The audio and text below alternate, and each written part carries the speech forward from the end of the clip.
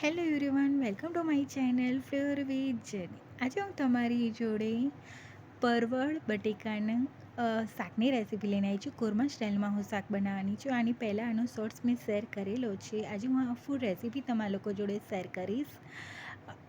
એકદમ ડિફરન્ટ રીતે સબ્જી બનશે, આ શાક બનશે. પરવળનું શાક એકદમ અલગ થશે.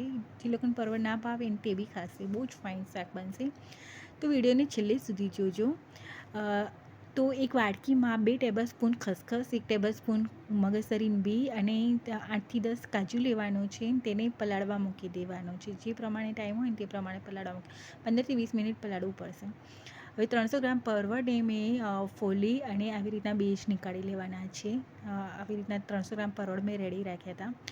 અને 2 મીડિયમ સાઇઝના બટેકા અને ફોલી અને આવા મોટા મોટા પીસીસમાં કટ કરી લેવાના છે. 2 મીડિયમ સાઇઝ અને તેને બી ધોઈ લેવાના છે બટેકાને. હવે કઢાઈમાં 3 ટેબલસ્પૂન તેલ લેવાનું છે. તેમાં થોડુંક મીઠું ઉમેરવાનું છે. 1 ટીસ્પૂન જેટલું મીઠું ઉમેરી અને જે પરવળ અને બટેકા આપણે કટ કર્યા હતા તે ઉમેરી દેવાના છે.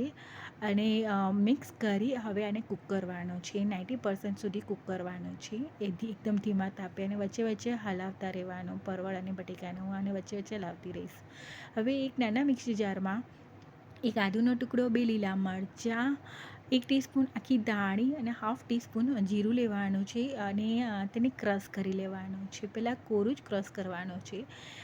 એકદમ ક્રશ થઈ જાય, થોડુંક ક્રશ થઈ જાય પછી થોડુંક પાણી ઉમેરીને ક્રશ કરવાનું. બને તેટલું ફાઇન ક્રશ કરી લેવાનું અને પછી તેને એક વાસણમાં નીકાળી લેવાનું છે. હવે એ જ મિક્સર જારમાં ફરીવાર જે કાજુ અને મગજતરીનું બીન બધું પલળી ગયું હતું ખસખસને એ ઉમેરી અને ક્રશ કરી લેવાનું. પહેલાં થોડુંક જ પાણી ઉમેરવાનું છે, પછી થોડુંક બીજું પાણી ઉમેરજો. એકદમ ફાઇન બને ને એટલું ફાઇન પેસ્ટ કરજો આની.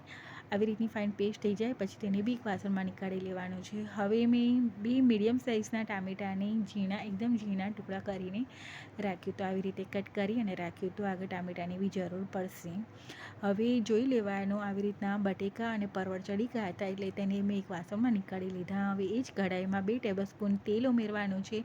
તેમાં તજ, તમાલપત્ર, જીરું, 1 ચમચી જીરું અને 4થી 5 આખા મરી ઉમેરવાના છે. એ સંતળાઈ જાય પછી જે આપણે ધાણા જીરુંની પેસ્ટ કરી હતી તે ઉમેરી દેવાની, તેને સાંતળી લેવાની. તેલ છૂટું પડે ત્યાં સુધી સાંતળી લેવાનું. હવે જે ટામેટાં કટ કર્યા હતા તે ઉમેરી દેવાના છે. પછી તેમાં હળદર, લાલ મરચું પાવડર અને મીઠું ઉમેરવાનું છે. મીઠું આગળ આપણે ઉમેર્યું હતું એટલે ઓછું જ ઉમેરવાનું છે.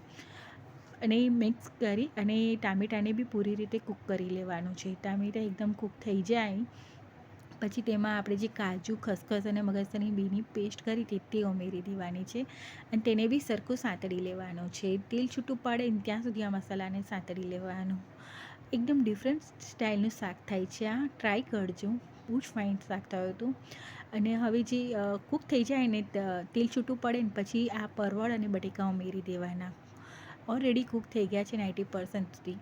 હવે આમ જ ખાશો ને તો બી ચાલશે, પણ ગરમ મેં થોડીક ગ્રેવીવાળી કરી હતી એટલે 1 કપ ગરમ પાણી ઉમેરી અને મિક્સ કરી અને ઢાંકીને ફરીવાર થોડુંક કૂક કરી લીધું હતું. આવી રીતે કૂક કરી લેવાનું.